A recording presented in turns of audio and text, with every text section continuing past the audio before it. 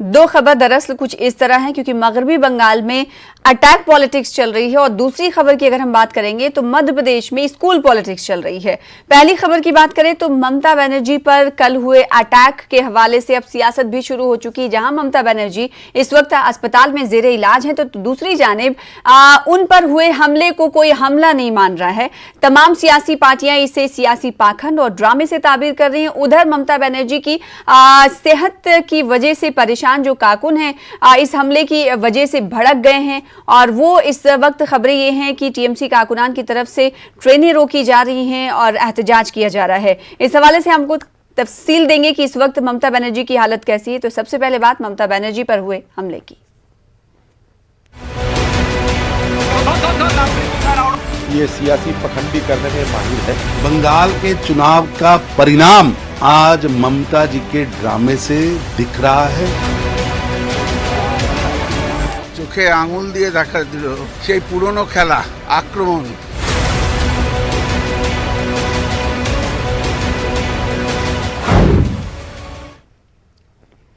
नंदीग्राम में ममता पर मुबैना हमले के बाद सियासत तेज हो गई है। बीजेपी और टीएमसी एक दूसरे पर इल्जाम लगा रहे हैं। वजीर आला ममता बनर्जी पर हुए हमले के खिलाफ आज तृणमूल कांग्रेस की एहतजाजी रैली हो रही है। नंदीग्राम में बीजेपी और टीएमसी के दरमियान तनाव देखा जा रहा है। तनाव के मद्देनजर सिक्योरिटी के सख्त इंतजाम किए गए हैं। उधर मगरबी बंगाल की वजीर आला ममता बनर्जी के बाएं पैर का एक्सरे किया गया। गर्दन, दाएं कंधे और कलाई पर भी चोटें मिली हैं, जबकि सीने में भी दर्द की शिकायत है। डॉक्टरों के मुताबिक ममता बनर्जी को 48 घंटों की निगरानी में रखा जाएगा। एसएसकेएम अस्पताल के डॉक्टर एम मंदोपाध्याय ये जानकारी दे चुके हैं। जराये के मुताबिक ममता बनर्जी आज अपनी पार्टी का मंशूर जारी नहीं कर पाएंगी, क्योंकि वो जेरे इलाज है इस वक्त अस्पताल में। कालीघाट में टीएमसी का मंशूर आज जारी होना था, लेकिन जारी नहीं होगा क्योंकि मायूस हैं कई कारकुन, तमाम कारकुन टीएमसी के जो ये हमला हुआ है। दरअसल हमले पर अब सियासत भी होने लगी और हमले की वजह से जो तृणमूल कांग्रेस के लीडरान हैं वो नाराज हैं और इसी वजह से कहा यह जा रहा है कि कई जगह पर ट्रेनें रोकी गई हैं। उनकी तरफ से एहतजाजी रैली भी निकाली जा रही है टीएमसी कारकुनान की तरफ से। वहीं टीएमसी की ममता बनर्जी की हालत इस वक्त किस तरह है, ये अपनी नुमाइंदा से हम जानने की कोशिश करेंगे। तो वहीं इस वक्त डॉक्टरों के हवाले से जो अपडेट आ रही है कि कुछ देर बाद प्रेस कॉन्फ्रेंस मेडिकल अमला करेगा और ममता बनर्जी की हालत के हवाले से तफसीलात देगा। खुद इस वक्त टीएमसी के लीडर हमारे दरमियान मौजूद हैं, खालिद इबादुल्ला साहब। उनसे हम पूछ लेते हैं कि इस वक्त ममता बनर्जी की हालत कैसी है। इबादुल्ला साहब, देखिए, बड़ा अफसोस से यह कहना पड़ रहा है कि भारतीय जनता पार्टी और अपोजिशन के लीडरों ने जिस तरह से इस घटना को एक नाटक और साजिश के रूप में देख रहे हैं, उन लोगों का चश्मा कौन कंपनी का है, कहाँ से है, मुझे पता नहीं, लेकिन ये तो समझने की जरूरत है। अगर नाटक होती तो प्लास्टर बैंडेज नहीं होता। और डॉक्टर, मैं सुबह में एक टीवी में था, वो डॉक्टर एम्स के डॉक्टर कह रहे थे कि अगर एयर फ्रैक्चर है तो कम से कम 2 सप्ताह का रेस्ट लेना होगा। अभी के मौसम में ममता बनर्जी ड्रामा करके अपने नुकसान करेंगी क्या? ये 15 दिनों के अंदर में कितनी मीटिंग, कितनी रैलियां होनी है। लेकिन फिर मैं कह रहा हूं कि ममता बनर्जी एक ऐसी नेत्री है, एक ऐसी लीडर है बंगाल की, जो उनके शरीर में सर से पांव तक कई टांकों का धनार लगा हुआ है और वो इससे डरती नहीं है।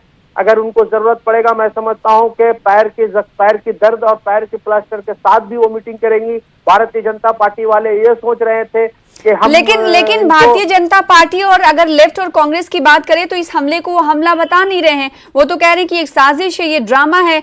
तो क्या आपको ये नहीं लगता कि एक बंगाल की नेत्री, वो भी महिला नेत्री, पर इस तरह की पॉलिटिक्स हो रही है जो कि नहीं होनी चाहिए? पूरी महिलाएं जवाब दे रही है फेसबुक में, सोशल मीडिया में जबरदस्त तरीके से बंगाल में। और आने वाले दिनों में महिलाओं का ये एहसास है, महिलाओं का ये सोच है कि भारत में एक ही मुख्यमंत्री जो महिला आज के दिन में है और वो सबसे ज्यादा लड़ाकू और सबसे ज्यादा ईमानदार अगर कोई है तो वो ममता बनर्जी है। वो समझ रही है बंगाल की औरतें और भारतवर्ष की औरतें समझ रही है।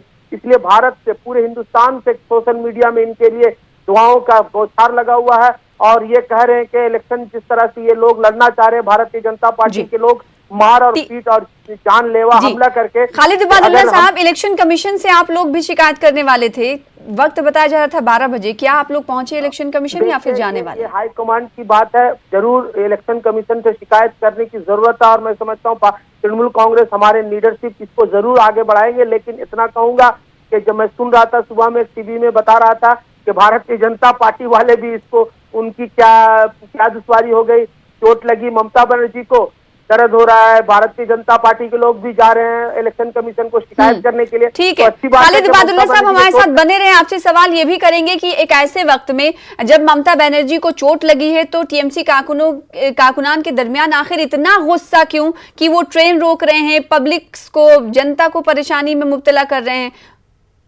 एहतजाज तो किया जा सकता है, लेकिन एहतजाज इस तरह की लोगों को दुश्वारी हो, ये भी तो सही नहीं है ना। देखिए, इतना गुस्सा, इतना गम है हाँ। तृणमूल कांग्रेस के 60-65% आज बंगाल की जनता, उसमें लगभग 60-65% तृणमूल कांग्रेस की लोग हैं। अगर आज वो चाहते, ममता बनर्जी अगर इशारा कर दे, तृणमूल कांग्रेस की लीडरशिप इशारा कर दे, तो भारतीय जनता पार्टी के लोग को यहाँ से मैं समझता हूँ भागने का जगह नहीं मिलेगा। लेकिन हम लोग वो दुर्घटना, वो अहिंसा वाली राजनीति नहीं करते हैं। हम लोग अहिंसा वाली राजनीति करते हैं। खालिद इबादुल्ला साहब, आप हमारे साथ जुड़े रहे। अश्वनी उपाध्याय जो कि भारतीय जनता पार्टी के लीडर हैं, तर्जुमान हैं, आपका इस्तकबाल करते हैं। अश्वनी उपाध्याय साहब, आपसे सवाल ये कि एक खातून लीडर को अगर चोट लग जाती है तो इसे बीजेपी आखिर ड्रामा क्यों मान रही है? और साथ ही साथ अगर आपके साथी की बात करेंगे, साबिक मरकजी वजीर हैं यशवंत सिन्हा, वो भी कह रहे हैं कि बड़े अफसोस की बात है कि बीजेपी को ये मानना चाहिए कि इस वक्त एक लीडर को, वो भी खातून लीडर को अगर चोट लगी है तो सिंपैथी करने के बजाय वो मजाक उड़ा रहे हैं। देखिए, अगर उनको वास्तव में चोट लगी है तो उसकी तो निश्चित रूप से भर्त्सना होनी चाहिए। सवाल ये है कि वहाँ 50 सिक्योरिटी गार्ड थे और उनसे से चंद लोग पहुंचे, सिक्योरिटी गार्डों ने किसी को नहीं पकड़ा। अगर ये सिक्योरिटी की लापरवाही तो लापरवाही से हुआ। दूसरा, हम लोग तो इसकी मांग कर रहे हैं, हम तो कह रहे हैं कि इसकी इलेक्शन कमीशन एक निष्पक्ष संस्था है, इलेक्शन कमीशन को जांच करने दीजिए। इलेक्शन कमीशन इसकी जांच करे कि वास्तव में हुआ है कि नहीं हुआ है, या प्लान्ड था। तो सीधी सी बात है, 50 नहीं, हर वक्त बीजेपी की तरफ से अश्वनी उपाध्याय किसी भी मामले पर ये कहा जाता है कि ये जांच का विषय है, तो इसमें भी जांच होने देते। फिर ये कहना किसी की चोट लगने पर कि ये तो ड्रामा है, ये तो सही नहीं है ना। नहीं, वो जांच नहीं करवा रही, इसलिए तो कह रहा हूँ, वो जांच नहीं करवा रही है। आप ये बताइए, जहाँ आधे घंटे के अंदर उनको पहुंचना चाहिए था डॉक्टर के पास, वहाँ 2 घंटे में डॉक्टर के पास पहुंच रही हैं। दूसरा, जांच नहीं करवा रही हैं। अभी तक एक भी वहाँ पे सिपाही या दरोगा सस्पेंड नहीं किया गया। अगर इसकी लापरवाही से हुआ, किसी की गिरफ्तारी नहीं हुई जिन लोगों ने उनके ऊपर हमला किया, तो इसको हम क्या कहेंगे बताओ? कैसे मान लिया जाए? बिल्कुल सही बात है ये। इसका जवाब हम टीएमसी से ही ले लेते हैं। खालिद इबादुल्ला साहब, बीजेपी का ये कहना है कि जब अगर असल में ही चोट लगी होगी हकीकत में, तो इस हवाले से आखिर कार्रवाई टीएमसी गवर्नमेंट की तरफ से क्यों नहीं की गई? क्यों किसी पुलिस एहलकार को सस्पेंड नहीं किया गया? खालिद साहब। हना मैडम, आपकी बातों से लग रहा है कि भारतीय जनता पार्टी वाले इसको अभी भी वो नाटक समझ रहे हैं। हाँ, मैं इसीलिए वो जो सवाल उठा रहे हैं वो आपसे कर रही हूँ मैं। नाटक समझ रहे हैं, तो मैं समझता हूं कि जो डॉक्टर्स हैं वहां के, बंगाल के पूरी टीम डॉक्टर्स की झूठ बोल रही है। इनको तो ये समझना होगा, तब ये इनको एक्सेप्ट करना होगा कि डॉक्टरों का भी कहना झूठ बोल रहे हैं। हम चोट पे सवाल नहीं कर रहे हैं, वो चोट मारा किससे, इस पे सवाल है। नहीं, आप पहले तो आप चोट पे सवाल किया, अभी चोट मारा तो सुन लीजिए, आप सुन ले, आप बीच में अगर बोले तो मैं कैसे बता सकूं? क्यों नहीं पकड़ा गया इसकी? हम तो जुडिशियल इंक्वायरी की मांग कर रहे हैं। हम तो हाई जांच हो रही है, उसी तौर से जांच हो रही है। अगर जांच के पहले हम लोग बता देंगे कौन पकड़ा गया, कौन नहीं किया गया, तो ये गलत बात होगी। आप लोग जांच के पहले ही शुरू कर दिए कि ये नाटक है, कौन क्यों किया, उसके अपने लोग ही अपनी करवाई है, ये सब आप लोगों का कहना हो रहा है। लेकिन हम लोग कहते हैं कि जांच उच्च स्तर पे जांच हो रही है, जांच के बाद दूध का दूध, पानी का पानी हो जाएगा। और मैं उम्मीद करता हूं कि जो भारतीय जनता पार्टी के ये इसमें षड्यंत्र थी, जो लोग वहां पे घुसकर हजारों की तादाद में टीएमसी समर्थन थे, लेकिन वहां पे अचानक घुस जाते हैं। ममता बनर्जी एक ऐसी नेत्री है जो जनगण के साथ, आम जनता के साथ, आवाम के साथ इस तरह से घुल मिल जाती है तो उनको ये समझ नहीं आता है कि हम चीफ मिनिस्टर हैं, और उसके सिक्योरिटी लोग को भी वो मना कर देते हैं कि हम अपने जनताओं से मिलते हैं जब, तो आप उन लोगों को रोका मत करें। जिस तरह से नरेंद्र मोदी ड्रामा और एक्टर करते हैं वो ट्रम्प तो क्या खालिद इबादुल्लाह साहब इसे एक सिक्योरिटी लैप्स नहीं माना जाए? अब की बार ट्रम्प सरकार, ये सब नाटक उनका है। नाटक हम लोग, हिंदुस्तान के लोग और खासकर मोदी जी जितना बड़ा नाटक कर सकते हैं दुनिया का। अश्वनी उपाध्याय साहब, इब्तदाई तौर पर ये बड़े अफसोस की बात होती है कि जब किसी को, मान लीजिए किसी को अगर चोट लगती है तो उसके साथ तो सिंपैथी दिखानी चाहिए, ना कि ये कहना चाहिए कि ये सच हकीकत में लगी या नहीं लगी है। हम जांच का ये विषय है और संवेदनाएं प्रकट करनी चाहिए, लेकिन ऐसा कुछ देखने को नहीं मिल रहा है। तमाम पार्टियां ऐसा कह रही है कि तो सियासी पाखंड है। हम क्या कह रहे हैं कि 150 से बड़े अफसोस की बात है। 150 से ज्यादा कार्यकर्ताओं को मार दिया टीएमसी के लोगों ने। फिर कहाँ चले गए? एक विधायक को तो मजबूर कर दिया आत्महत्या करने के लिए, विधायक ने आत्महत्या कर लिया। और अगर वास्तव में ममता, मैं कह रहा हूँ 7 को आज क्यों, अगर इनको वास्तव में चोट लगी है तो इसकी जांच क्यों नहीं होने दे रही है?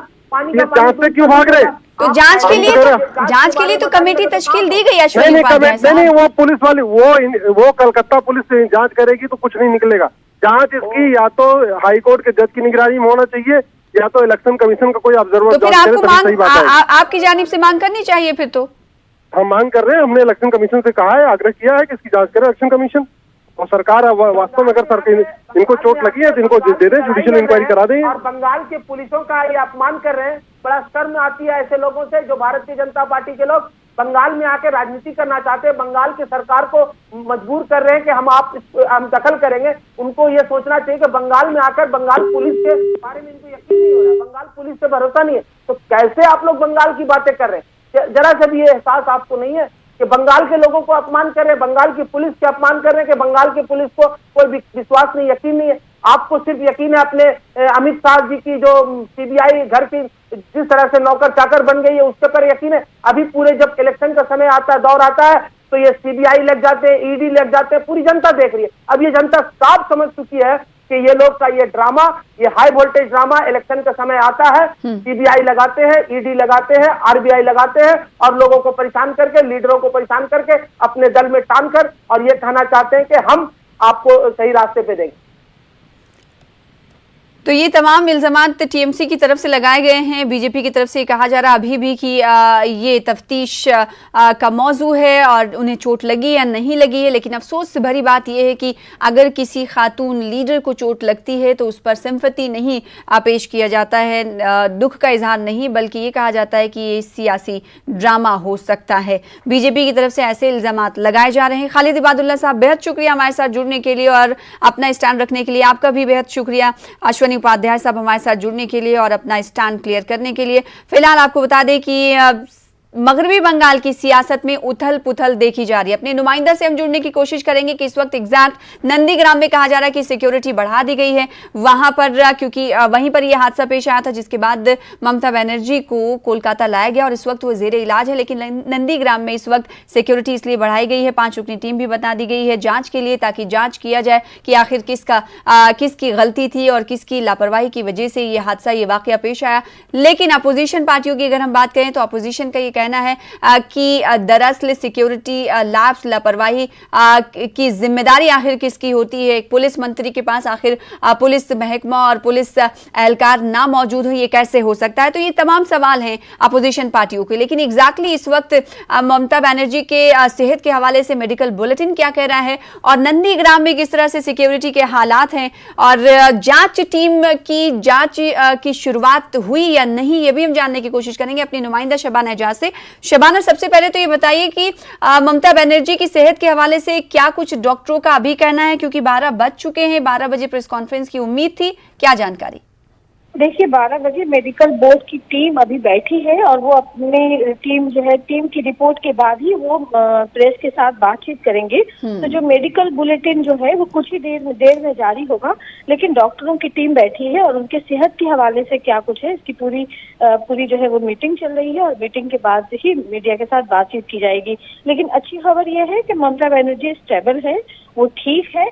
हालांकि उन्हें चोट लगी है, काफी गहरी चोट लगी है, तस्वीरों में आप देख सकते हैं।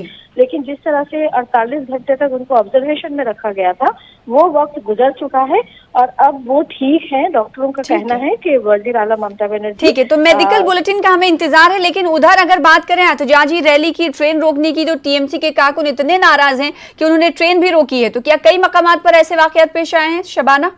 देखिए, अलग अलग मकामात पर अलग अलग जिलों में लोग एहतजाज कर रहे हैं क्योंकि तृणमूल कांग्रेस जिस तरह से वजीर आला ममता बनर्जी का अवामी लीडर है, लोगों के साथ उनका बड़ा राज ताल्लुक है, तो ऐसे में खुद वजीर आला ममता बनर्जी ने जैसा कहा है कि उनके ऊपर हमला किया गया है, उस ताल्लुक से लोगों में गम और गुस्सा है। जिस तरह से अस्पताल के बाहर लोगों की काफी भीड़ है, आम लोगों की भीड़ है, उसी तरह से मुख्तलिफ जिलों में भी लोग एहतजाज कर रहे हैं।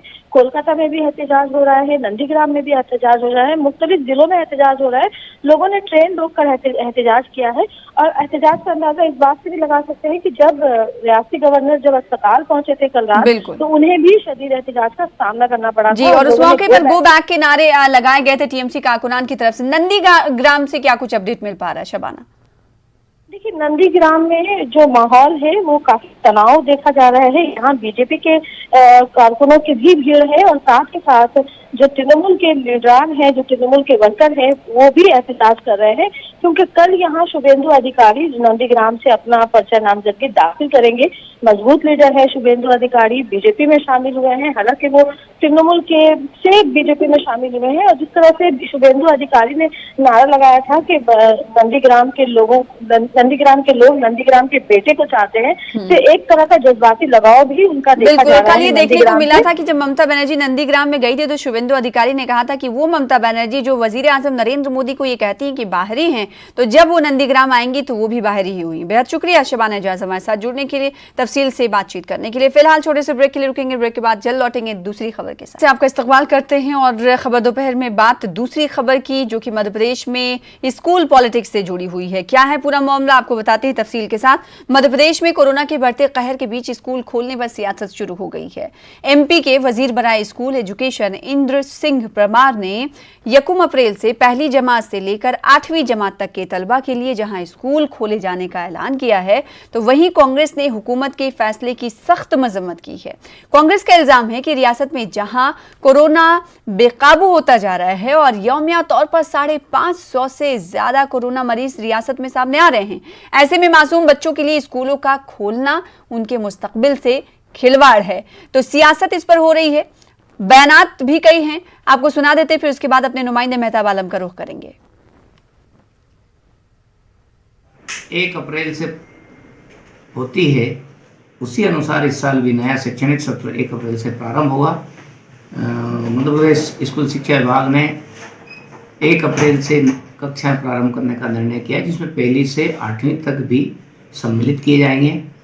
जहाँ जहाँ कोरोना है वहाँ कोरोना का प्रोटोकॉल का ध्यान में रखते हुए, वहाँ की परिस्थितियों की समीक्षा करते हुए, वहाँ के प्राध्यापक, प्रधानाध्यापक, शिक्षक वो मिलकर के तय करेंगे। लेकिन शेष जगह पर सावधानीपूर्वक कक्षाएं प्रारंभ करने का निर्देश जारी कर रहे हैं, परंतु अभिभावकों का उसमें इन्वॉल्वमेंट और स्कूलों की जवाबदारी के साथ में हम नए शिक्षा सत्र को प्रारंभ।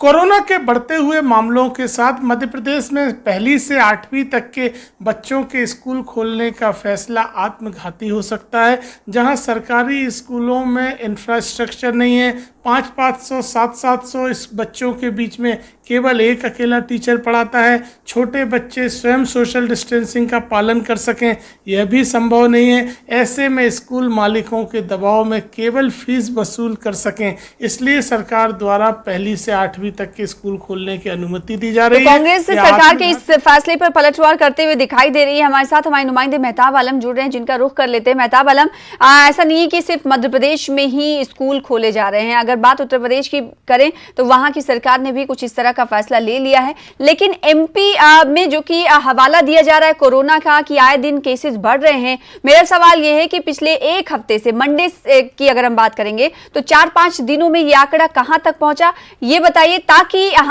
नाजरीन को समझ आ सके कि आखिर अपोजिशन पार्टियां क्यों हमलावर हैं सरकार के इस फैसले पर। सना ये बता दें कि अगर हम पिछले जो है 1 फरवरी से बात करें तो 1 फरवरी में मध्य प्रदेश में यौमिया तौर पर 151 मरीज दर्ज किए गए थे, और अगर आज की बात करें तो इनकी तादाद 500 से ज़्यादा है। और इसमें अगर 500 की हम देखते हैं तो सबसे ज़्यादा तादाद 100 से ऊपर जो आ रही है वो भोपाल और इंदौर की है। यहाँ पर लोगों की इतराज़ इस बात का लेकर है कि छोटे बच्चे जो है वो सोशल डिस्टेंस का जब मामला आएगा वो घरों से स्कूल जाएंगे तो उन पर फॉलो नहीं कर पाएंगे, जब पूरा साल जो है कोविड की वजह से पिछले साल मार्च से स्कूल बंद है जब लॉकडाउन की वजह से, और अब तक नहीं खोला गया है, केसेस कम होते जा रहे हैं। तो 1-2 महीने और इंतजार कर लिया जाना चाहिए ताकि उसके बाद बच्चों को जो है इस वजह अगर स्कूल जाए उनकी सेहत पे फर्क न पड़े। हमारे साथ जो है यहाँ पे मुमताज साफी, जफर आलम साहब भी मौजूद हैं, सामाजिक तंजीमों के लोग, मुहिबान भारत, जमीयत उलमा और जो सद्भावना मंच के लोग मौजूद। आइए उनसे जानते हैं जफर साहब, जो हुकूमत का जो फैसला उसे कैसे देखते हैं?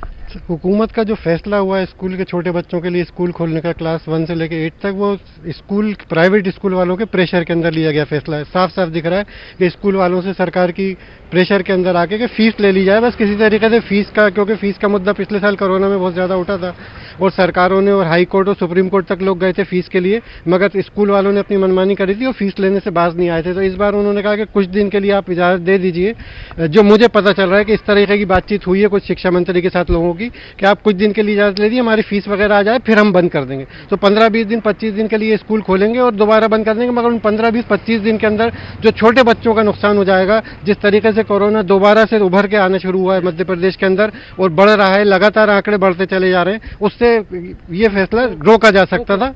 फैसला रोका जा सकता है। कोरोना के नए स्ट्रेन भी सामने आए हैं मध्य प्रदेश के, और खासतौर से अगर हम इंदौर की बात करें वहां पे भी कोरोना के नए स्ट्रेन। हुकूमत का जो फैसला है, क्या आपको लगता है जल्दबाजी का फैसला है या सही फैसला है? नहीं, देखिए, ये हकीकत है कि जब हमारी प्रशासन खुद ये मान रहा है कि कोरोना वापस आ गया है, तो जब वापस अगर आ गया है और ऊपर से अगर ये ऐलान होता है कि स्कूल 1 अप्रैल से खोले जाएंगे और उसका टाइम भी 9 से 5 होगा, और खासतौर से 1 to 8, तो 1 to 8 का बच्चा इतना समझदार नहीं होता है। आज की तारीख में आप हम सब देख ही रहे हैं कि बड़े बड़े लोग ही कोरोना के नियमों का पालन नहीं कर पा रहे, तो वो छोटे या मासूम बच्चे क्या कर पाएंगे? तो बच्चों मासूम बच्चे कैसे कर पाएंगे? जी बिल्कुल, देखिए ना तो उनका स्कूलों में कोई देखने वाला होता है, टीचर भी इतने अच्छे से नहीं देख पाएंगी। तो हुकूमत ने जो ये 1 अप्रैल से फैसला लिया है 1ली से 8वीं तक का, इसको वापस लेना चाहिए, क्योंकि अगर कोरोना की स्थिति गंभीर है तो उसको सामने रखते हुए फैसला करना चाहिए, ना कि किसी के दबाव में आकर फैसला करना चाहिए। कोरोना के हालात को उसका जायजा लेकर फैसला करना चाहिए। यहाँ पे बहुत अहम सवाल ये भी सना है, और वो सवाल इस बात का है कि जब बड़े लोग इस तरह के जो है चीजों का सोशल डिस्टेंस का नहीं कर पा रहे, तो छोटे बच्चे जो केजी के बच्चे, पहली बच्चे, दूसरी तीसरी जमात के जो बच्चे हैं, वो इस तरह की चीजें, क्या हुकूमत फिर से, अगर हम सरकारी स्कूलों की बात करें तो हमें देखते हैं कि एक कमरे में स्कूल चलता है, उसमें 100-100, 50-50 बच्चे रहते हैं, वहां पर ये कैसे हो पाएगा? वहाँ पर भी मुमकिन नहीं है, क्योंकि बच्चे तो बच्चे होते हैं, सेंसिटिव भी होते हैं, मासूम भी होते हैं, उन्हें सोशल डिस्टेंस और इस चीज़ की समझ नहीं है कि हमें क्या करना है और क्या नहीं करना। बच्चे जो है मासूम होते हैं, उनको ये पता नहीं, इतने अवेयर नहीं होते हैं, क्या मानते हैं? बिल्कुल, बच्चे जो है बहुत मासूम होते हैं, उनको इम्यूनिटी सिस्टम भी उनकी बहुत वीक होती है, और जहाँ तक हम लोग ही जब कोविड के मतलब पालन पूरी तरीके से नहीं कर पा रहे तो बच्चे कैसे कर पाएंगे? बच्चे कैसे कर पाएंगे, क्या मानते हैं? हिंदुस्तान के अंदर तो वैसे भी कोरोना जो है हाथ से बाहर है, लाखों केस आ रहे हैं सामने के अंदर और हजारों लोगों की मौत हो रही है। ऐसे माहौल के अंदर अगर इस स्कूल खोलेंगे तो वो अच्छी बात नहीं होगी। इसके बारे में बिल्कुल जाहिर सी बात है। मेहताब आलम, कोरोना के केसेस में हो रहे इजाफे और सरकार के इस फैसले की हो रही तनकीद पर सरकार का क्या कुछ कहना है? क्या इस फैसले में कुछ तब्दीली के इशारे मिल रहे हैं? देखिए, हमारी जो है अभी वजीर तालीम बराए स्कूल वजिंदर सिंह परमान से जो बात हुई, उन्होंने कहा कि इसमें कंपलसरी नहीं है, बल्कि जो है जब तक जो है पेरेंट्स नहीं चाहेंगे तब तक बच्चा स्कूल नहीं जाएगा। बच्चे जो है पेरेंट्स की रजामंदी के बाद ही बच्चे स्कूल जाएंगे। लेकिन सवाल बुनियादी तौर पर है, जिस तरह से जफर आलम साहब ने इशारा किया कि बच्चे का जब एडमिशन है तो कहीं ना कहीं जो है आपको जो है उन पर गैर जरूरी तौर पर स्कूल वाले दबाव बना रहे कि बच्चा अगर स्कूल नहीं आएगा तो उसके नाम काट दिए जाएंगे, और बच्चा अगर नाम काट दिया जाएगा तो उसके आगे की पढ़ाई का, उसके मुस्तकबिल का क्या होगा। इस तरह की जो चीजें सामने आ रही हैं, गैर जरूरी तौर पर जो यहाँ पे स्कूल की जो लॉबी है जो तब है वो जिस तरह से जो है वजीर से मुलाकात कर रही है और बार बार प्रेशर बना रही है कि अगर स्कूल नहीं खुलेंगे तो हम बच्चे जो है टीचर्स को तनख्वाह कहाँ से दें, ये तभी मुमकिन हो सकता है जब बच्चे स्कूल आएंगे। वहाँ पर जो है उनके एडमिनिस्ट्रेशन का मामला है कि, और हुकूमत जो है अगर साल भर की बात करते हैं तो जहाँ पर बहुत सारी चीज़ों में सब्सिडी देने का काम किया, लेकिन स्कूलों को सब्सिडी कहीं नहीं दी गई है कि टीचर जो है उनकी तनख्वाह कैसे हो। क्योंकि जब तमाम स्कूल की बात करें तो यहाँ पर मध्य प्रदेश में ऑनलाइन जो टीचिंग का मामला था उसे भी बंद किया जा चुका है। जी हाँ, नहीं, और उसकी वजह भी ये है ना कि देखिए साहब, ऑनलाइन में जो बच्चों के साथ हो रहा है, जो घर में बच्चे ऑनलाइन क्लासेस कर रहे हैं, मजबूरी है वो